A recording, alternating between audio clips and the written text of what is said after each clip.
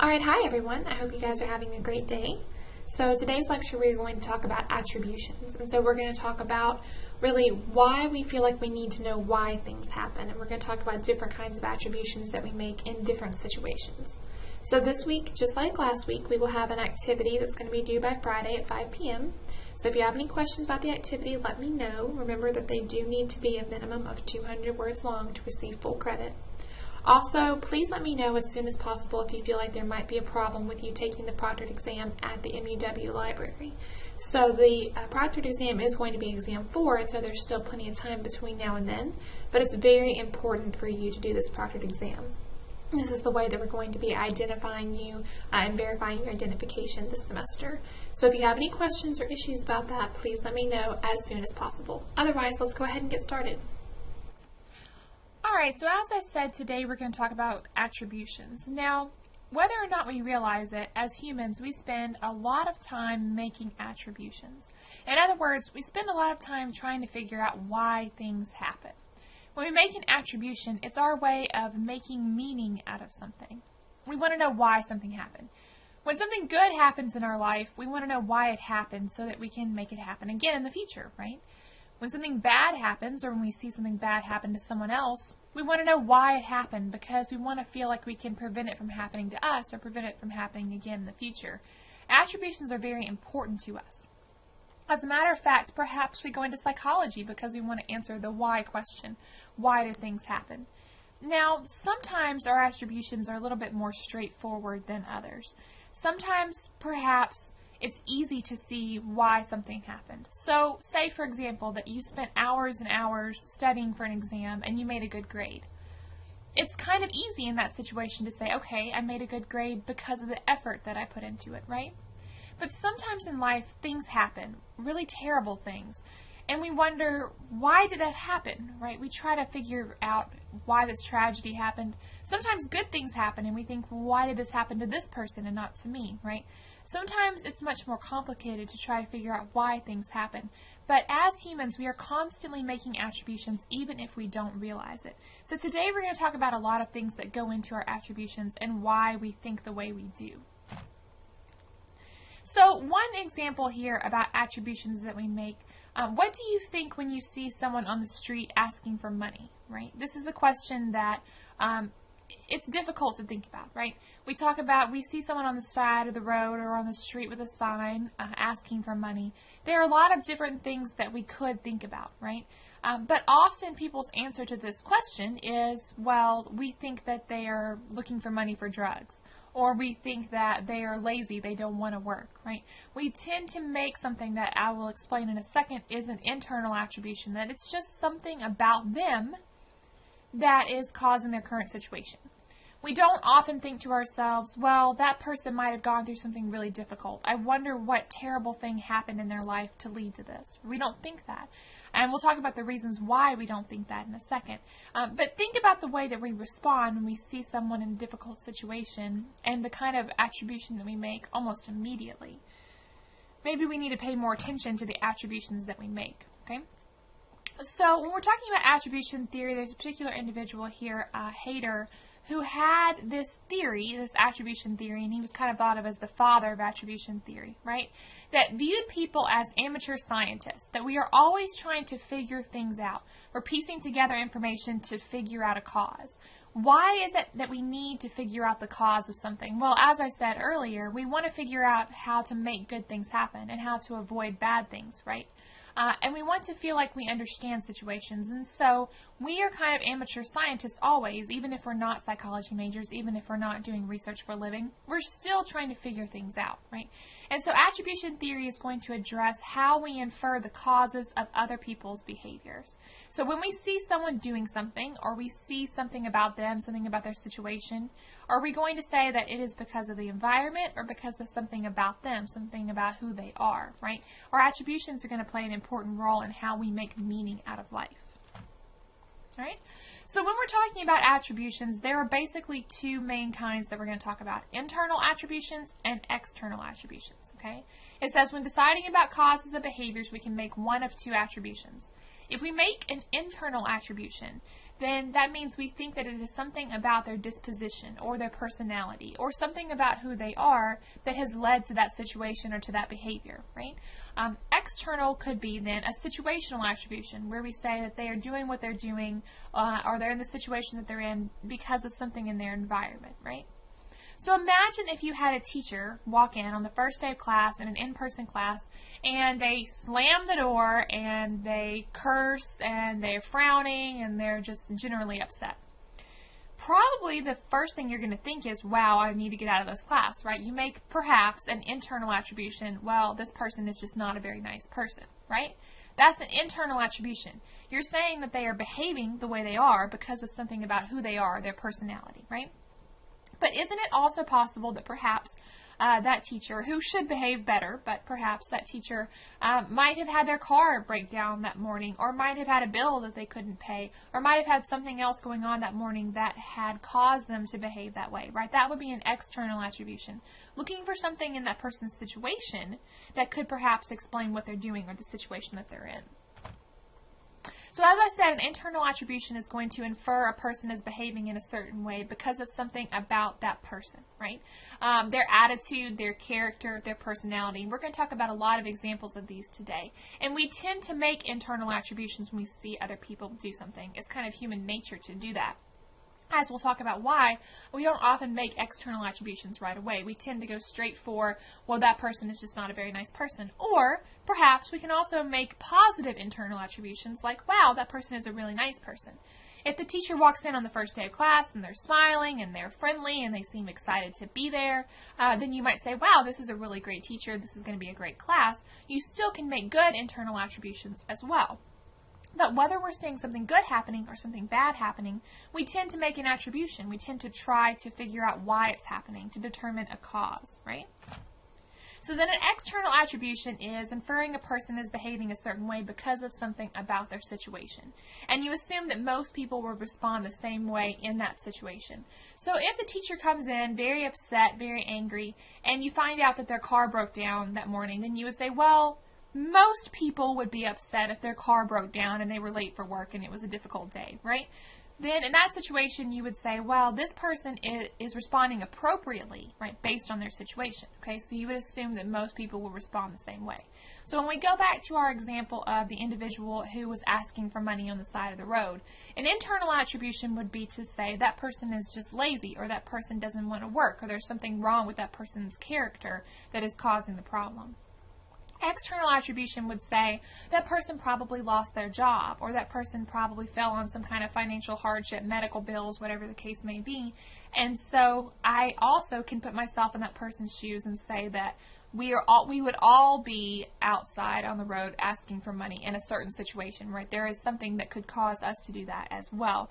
And so external attribution typically allows us to think about the situation, allows us to perhaps be a little bit more kind if we see someone struggling, to make sure that we have all the information instead of automatically making an internal attribution. So an example here of attribution is related to marriage relationships. As well as any relationships, this example is going to go for maybe like friendships and roommates as well. But just talking about married couples, because married couples do spend a lot of time with each other and they make a lot of attributions for why their partner is doing what they're doing.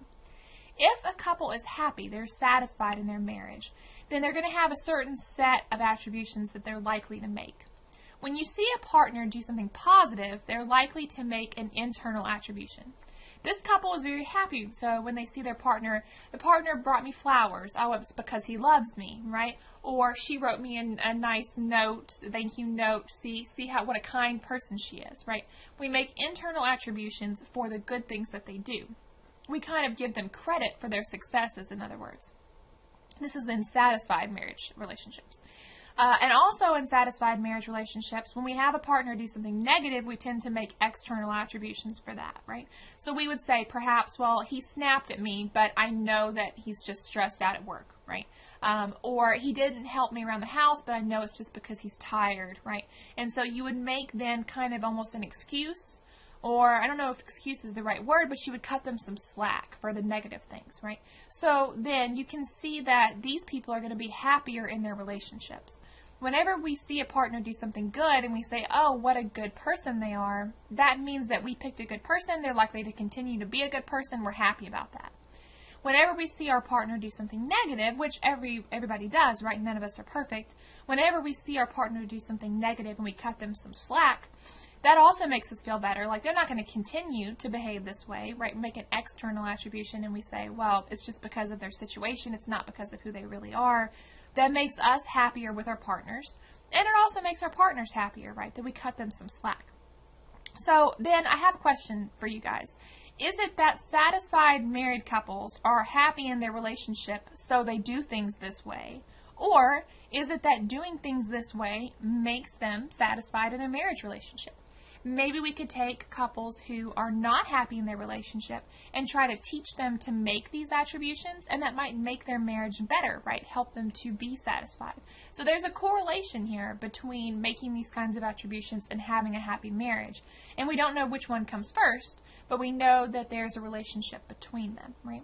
Now, obviously, when I talk about this situation, it's important to be realistic in your attributions. There's nothing wrong with cutting your partner slack if they're doing minor things wrong and there is a valid reason for it. But obviously, if a partner is doing, dangerous behaviors or excessively negative behaviors, then it could be counterintuitive or helpful to let them off the hook all the time, right? So obviously, if there's something major going on, then you need to talk about that and communicate about it and come up with a solution. You can't just continue to let that happen. But the idea here is to kind of don't sweat the small stuff, right? But give them some positive reinforcement, give them some, brownie points, if you will, for the good things they do. However, what happens when we see unhappy marriages, right? And we probably see more unhappy marriages than we do happy marriages. We see that the divorce rate is about 50% right now, and we'll talk about some reasons for that later when we talk about relationships. But if we have a spouse in a distressed marriage, they're likely to make the opposite kind of attributions as someone who is in a happy marriage would make. So first of all, when their partners do something positive, they're likely to make an external attribution. Well, they were only being nice to me because they want something, right? So think about if a spouse brings home flowers. There's the, oh, see, he did it because he loves me. He did it because he's a good person, right? Internal attribution. Or if it's in a distressed marriage, it is the, what did you do wrong? You're bringing me flowers to try to make up for something. You feel guilty about something, right? You can see how then, if we make an external attribution for our partner's positive behaviors, it means that you're not really a good person. You're only pretending because you want something or because you feel guilty about something, right? Or because you want it to look good in front of me or in front of other people, but not genuinely because you care. So you can see that this is then going to lead to a more unhappy relationship. So once again, the question is, do we have these kinds of attributions causing marital problems, or is it that couples who are having marital problems have these kinds of attributions? Probably both. It's probably a cycle here as well. Alright, so then if we are not getting credit for the positive things that we're doing in a distressed marriage, we're definitely going to get credit for the negative things that we're doing, right? In this situation, we're talking about spouses in a distressed marriage. When they do something negative, we tend to make an internal attribution for that. So in a happy marriage, we would say, well, they're doing something negative because they're tired or because they're stressed out. That's an external attribution. You're cutting them some slack for that. In a distressed marriage, when they have negative behaviors, you're going to make an internal attribution. He did that because he's not a nice person, or he did that because there's something wrong with his character, right? When we make an internal attribution here, we're saying that you're not a good person, and this negative thing that you're doing is demonstrating that. It's part of who you are, right? And so you can see then that spouses that have this kind of pattern are going to be probably fighting a lot, right? Have a lot of conflict because they're not willing to let go of the negative things and not willing to give credit for the good things, right? And so you can see that this kind of pattern could quickly get out of hand and could definitely harm a marriage significantly, right? It's all about attributions. So we tend to make internal attributions for other people's behavior. So I've already alluded to this a little bit. When we see someone on the street asking for money, often the first attribution we make is there's something wrong with that person, or otherwise they wouldn't be there, right? We make an internal attribution. Why do we do that? Why is it not human nature for us to immediately jump to the assumption, well, there must have been something terrible happen to them? Why is it that we make an internal attribution? Well, first of all, we tend to focus on people, right? And we often overlook the situation. This is going to lead us to make internal attributions. We look at what we can see, and we don't take into account the things that we can't see, right?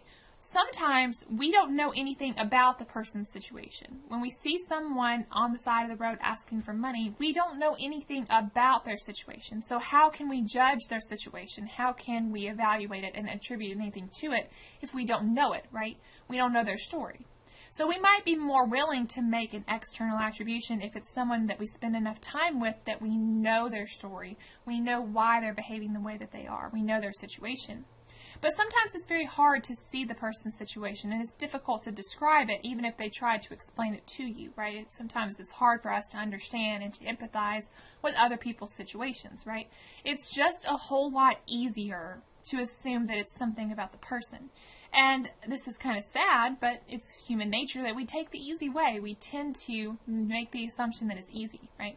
And there are some other reasons for this that we'll talk about later as well. But sometimes we overlook the situation because we don't know the person's situation and because it would take effort for us to figure out the situation.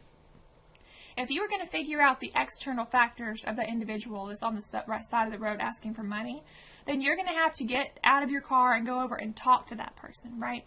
And it's not always our immediate reaction to do that. And so if we don't have information about their situation, the only attribution we can really make is an internal one, right? This can lead us to make mistakes, though. If we are always making internal attributions, then sometimes we're going to get things wrong because obviously the environment is going to play a role in a lot of outcomes. So we tend to make something called the fundamental attribution error, right? The tendency to believe that people's behavior matches their dispositions, right? And so the idea here, and the pervasiveness of this error makes it fundamental because we all do this all the time, but the idea here is that we automatically assume that people are what they do. In fact, there is a whole area of psychology, behaviorism, that is all about we are what we do.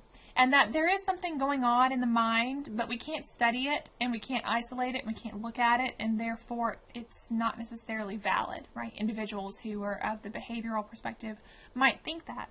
But the idea here is that we make this error, we misunderstand someone because we believe that their behavior automatically corresponds to their personality. Think about a day that you've had a really bad day and some things that you've done. Do you want everyone to assume that everything you do is part of your personality, right?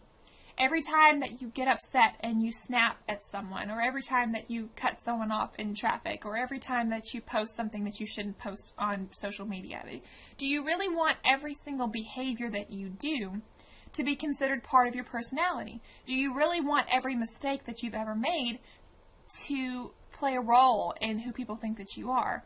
Or do you want people to cut you some slack, right? Obviously, we all make mistakes, and we want people to cut us some slack. We don't want to think that we are the culmination of all of our behavior because sometimes our behavior is not great. So if we don't want other people to think of us this way, then why is it that we think of other people this way? Why do we make this attribution that somebody is doing something because of who they are? Certainly there are plenty of times when we do things for other reasons, and I think that the reason why we do things is important. If we're talking about strict behaviorism, that you are what you do, it doesn't take into account motivation. And I think that you can have two people both do a really good thing, but maybe for different reasons. And the reasons we do it matter. On the other side of the coin, you can have two people do something that's really negative and do it for different reasons. That's important too, right? The reasons why we do things, they are important. And so we should try to pay attention to people's environment whenever possible, right? So we have a two-step process of attributions here. The first thing we do is make an internal attribution. As I said, we tend to go there first. We automatically make an assumption that someone's behavior is because of who they are, because of their personality. Now, we can't necessarily help making this attribution. It happens so quickly, and it happens because we get reinforced for doing it. It happens because we don't know anything about their situation, and it happens because, honestly, it's the easiest thing to do, right? And so we quickly make an internal attribution. Now, sometimes that's it. Sometimes we don't go on to the second step. We just make an internal attribution. We see the person on the side of the road and say, okay, you are where you are because of whatever you've done, right? we look at our spouse and say, okay, you did something negative because you're a bad person. Sometimes we make an internal attribution and we just stop there. However, sometimes we go to the second step. The second step, it says, adjust your attribution by considering the situation. So we automatically make an internal attribution, but then we can stop and say, let me take into account the environment to make sure I'm not missing something important here, right? So the idea is that we can do a better job of making attributions and be more accurate if we stop and pay attention to the situation as well, right? Think about the kinds of things that might have influenced whatever person you're looking at, something in their situation. Try to be empathetic, right, to put yourself in their shoes. Now, this requires effort, right, conscious attention. It's not something that's going to happen naturally. This internal attribution, to automatically assume that what happened is because of something about that person, that's pretty natural, right? We do that very quickly. So we have to take a second step that is a little bit harder for us here. So why should we make that second step? Why should we try to consider environmental factors, right? There's an example here. It says you're sitting in class, the professor asks a question, and the student in front of you answers it and is totally wrong, okay? So you automatically make an internal attribution about the student, right? So maybe, perhaps, you have a student in class who answers a question wrong. You could make an internal attribution and say, okay, well, that person is just not paying attention. There's just something, they're just not a very good student, right? You could do that. And then you could just go back to what you were doing and not paying any attention to that person, right? And so then you could be wrong in that situation. Or if you actually care and you put some time into thinking about it, you could adjust your attribution by considering that person's situation. So maybe the person misunderstood the question. Maybe the person just was uncomfortable talking in front of the classroom, and so that was why they got the question wrong. It doesn't necessarily mean that they're not paying attention, or it doesn't necessarily mean that they're not a good student. There could be other possible reasons. And think, well, if you were in the same situation, then you might have answered the question wrong as well. So you could just stop at the first step and not change your attribution, or you could think about it some more and take into account external factors, right? Why is it that we would ever engage in that second step? Well, first of all, we will be more accurate if we do, right? Because if we jump to internal conclusions all the time, then we're going to be wrong some of the time. So if we go that second step and can at least consider the external situation, then we will be more accurate. And so if we slow things down and think about it, we'll have a better answer. It says you engage in the second step if you consciously slow down and think carefully before reaching a judgment. Why is it that we jump to judgments? Why is it that we are so quick to judge people? And maybe it's because we're insecure, right? And maybe we all feel like we have to put other people down to make ourselves feel better. Whatever the case may be, it's very important to try to put yourself in the other person's shoes, right? If you're motivated to reach an accurate judgment, you're more likely to take the time to do this, right? Because if for whatever reason it's important for you to understand, you'll put more effort into it. Think about being married to someone. If you are married to this person and you intend for that relationship to continue, then you're going to be with that person for the rest of your life. So wouldn't you be motivated to understand them, to understand why they're doing what they're doing? Certainly you would be more motivated to reach an accurate judgment about a spouse rather than someone that you see on the street, right? And so if you are more motivated, then you'll be more likely to put in that extra step, right? Also, if you know more about the person's background, you know more about the person's environment, then you will also be more likely to make that second step. And then also, if you feel suspicious about the behavior, then we're more likely to consider the environment also, because we want to make sure that we understand, right? Sometimes when someone says something, we are suspicious about whether or not they're lying or whether or not they know what they're talking about. If there's some kind of red flag about the situation, we might look into it more rather than just going with our initial attribution, right? But it is very important to take into account environmental situations whenever possible, because they will make us more accurate in our attributions, right?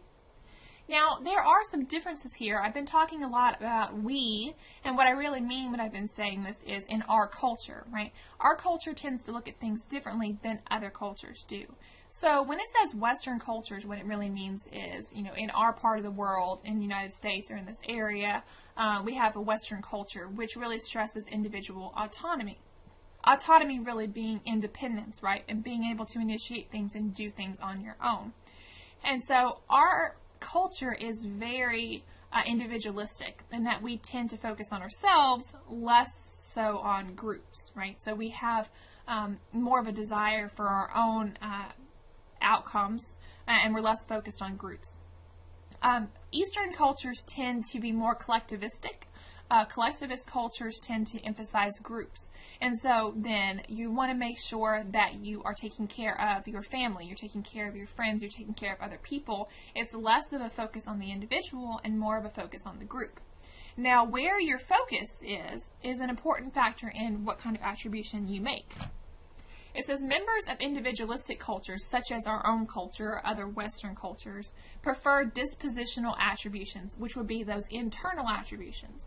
I've been saying that we tend to make an internal attribution first, and that's part of our culture. And perhaps it is because we were raised to do this. We see other people doing it, and we're taught to do this.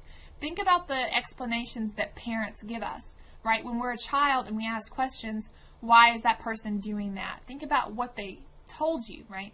That it may not have always considered the environment, maybe focused more on the individual, right? So in our culture, with the individualistic viewpoint, we tend to think like personality psychologists, and we tend to think that we are what we do, and we kind of focus more on disposition, and we would say then that everything that we do is because of who we are, right? At least we tend to make these things. Now, when we talk about culture, we're really making a very broad, sweeping generalization. This doesn't apply to everyone. There are certainly people in an individualistic culture that have more collectivist views, and people in collectivist culture that have more individualistic views. And it's not to say that one culture is better than another. It's just that they're different from each other, right?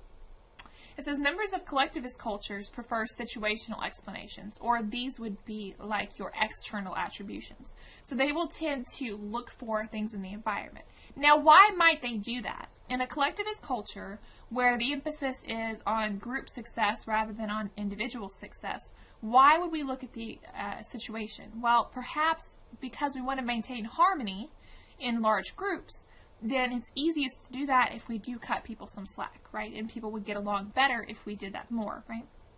They tend to think like social psychologists.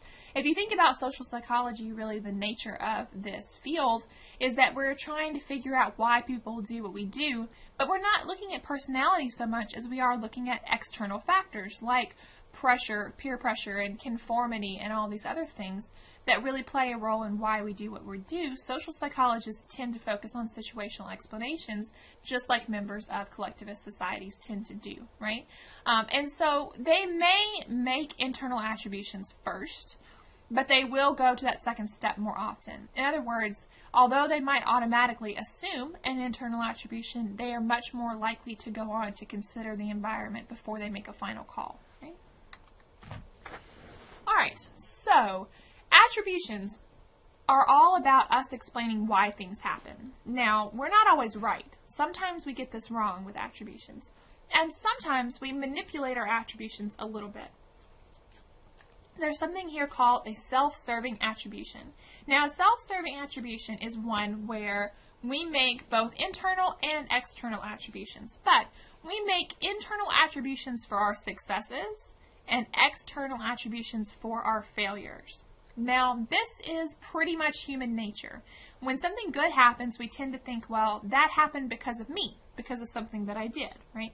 So if we get a good grade on a test, it is, well, see, I worked hard, I went to class, I paid attention, and all those things may be true. That may be why. I'm not saying that that is a wrong attribution. But if we do something good, we tend to make an internal attribution. However, what happens if we fail a test? We often make an external attribution. Well, the teacher doesn't like me, or my fellow classmate was distracting me, or my roommate was up all night making noise and I couldn't study. We tend to look for an external factor to blame. Now, why do we do this? Well, there are lots of reasons why we do this, but one thing is we do this to help maintain our self-esteem and to help us feel good. Because we see the opposite here with someone who is depressed. So when you have an individual who is depressed, they will have some external attributions for good things, like it was just luck, or it was somebody else that made me do good, right? The test was just too easy, or something like that. Whereas when something negative happens, they make an internal attribution, that's my fault, I'll never be able to fix it, right? And so they have the opposite So whether it is that someone is depressed and therefore they have that kind of attribution, or maybe it's that kind of attribution makes them more likely to be depressed, but whatever the case may be, you don't see this pattern in individuals who are depressed. However, you do see it in most other people, that we tend to credit ourselves for the good things that happen, and we tend to cut ourselves a lot of slack when negative things happen, right? So why do we do this? First of all, as I said, we want to maintain self-esteem. I mean, obviously, we cannot beat ourselves up over every little thing that we do wrong, because if we do that, then we will feel terrible about ourselves, right? Because we are human and we are going to make mistakes. And so we maintain our self-esteem by letting some of the things go that we make mistakes, but we also need to give ourselves credit for things that go well so that we can feel good about ourselves, right? Also, we want other people to think well of us, and so maybe we go home and we tell our roommate, hey, look at this grade I made, I studied so hard. We want other people to think good things about us, and therefore we try to advertise our successes and explain that they happened because of us. We also try to explain away our failures because we don't want other people to look at us and think that we are failures, right? Also, one very important factor is we know more about the situational factors in our lives than we do about other people's. We are intimately aware of our own situation, more so than we are anyone else's. That means that we can make external attributions because I know the situation that happened when I was studying for the test, right? So I know that. Nobody else knows that, right? The teacher looks at the grade, and that's all that the teacher knows. But the teacher doesn't know what kind of situation you had when you were trying to prepare or when you were trying to take the test, right? But you know that. And so you can better gauge the external factors that play a role in your situation than other people can. That means that you're more likely to take those things into account when you're looking at the situation. There's also another kind of attribution that we need to talk about, a defensive attribution. I alluded to this a little bit at the beginning of the lecture when I said that when we see negative things happen or bad things happen, we want to explain why they happen so we can prevent them from happening to us. This leads to something called a belief in a just world. This is the assumption that people get what they deserve and deserve what they get. Now, a lot of people believe this way, right? But if we are really being honest with ourselves, we know that the world is not always a just place. That there are certainly times when people who are doing good things and they're good people, but they have bad things happen to them. And there are certainly times where there are people that get good things and we would say that person doesn't deserve that, right?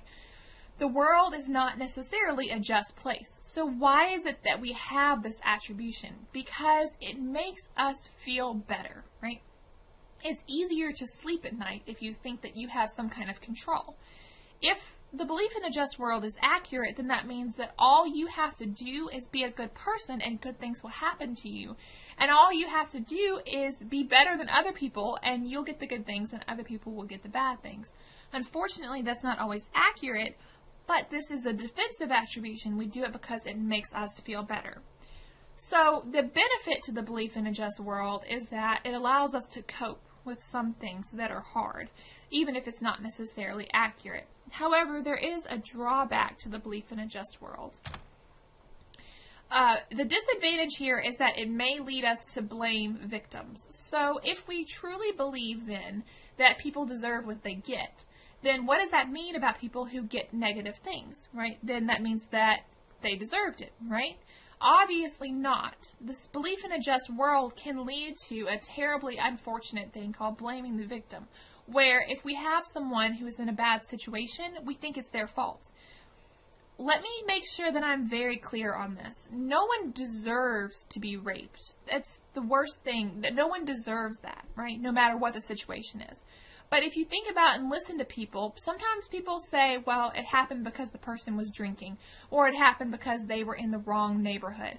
There is absolutely nothing that anyone can do to deserve this or to bring this on themselves, right? So why is it that we make this horrible attribution?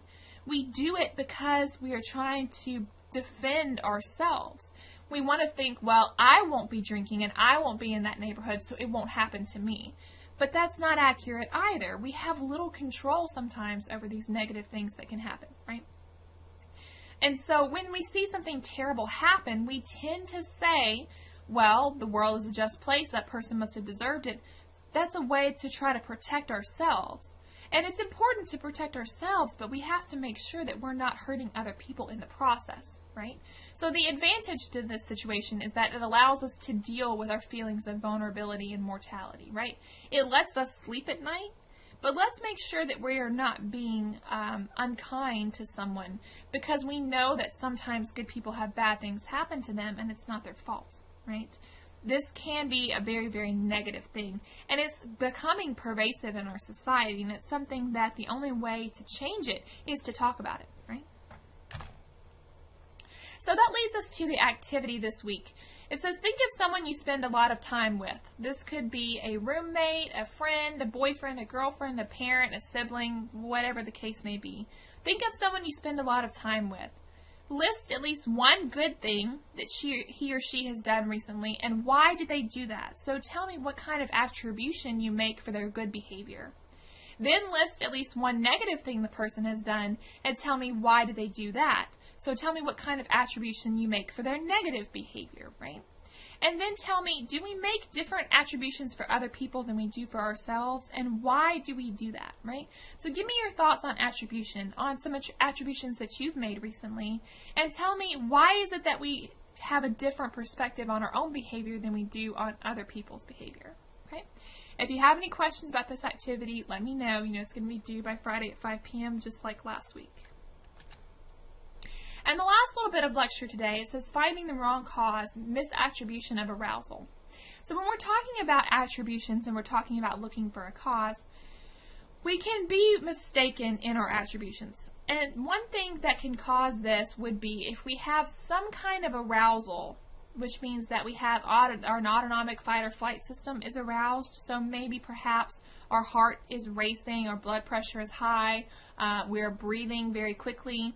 We have some kind of physiological, bodily, biological arousal, but instead we associate it with our environment, right? It says the process whereby people make mistaken inferences about what is causing them to feel the way they do.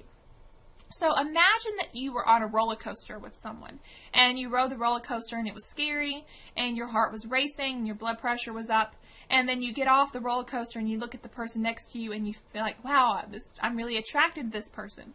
What might be happening is that you are feeling that autonomic arousal, right, your nervous system, but you're attributing it to being attracted to the person, right?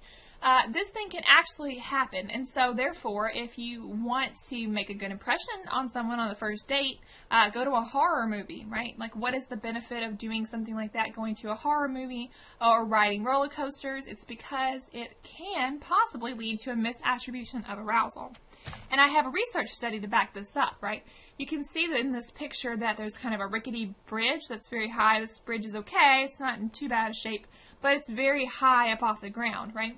So imagine walking across this bridge. It may be for some of us than others, but it would definitely cause an autonomic arousal, right? So that sympathetic nervous system, fight or flight, you'd start hyperventilating a little bit, right? And it would definitely heighten your awareness. And then imagine that you saw an attractive person immediately afterwards. What they did was they had men go across this bridge, this very high up bridge, which is obviously going to cause some autonomic arousal.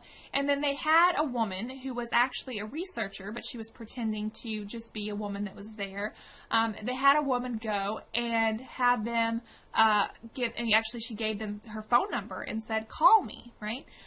If she gave them her phone number when they were arrested after they had crossed the bridge, 30% of the men called her later.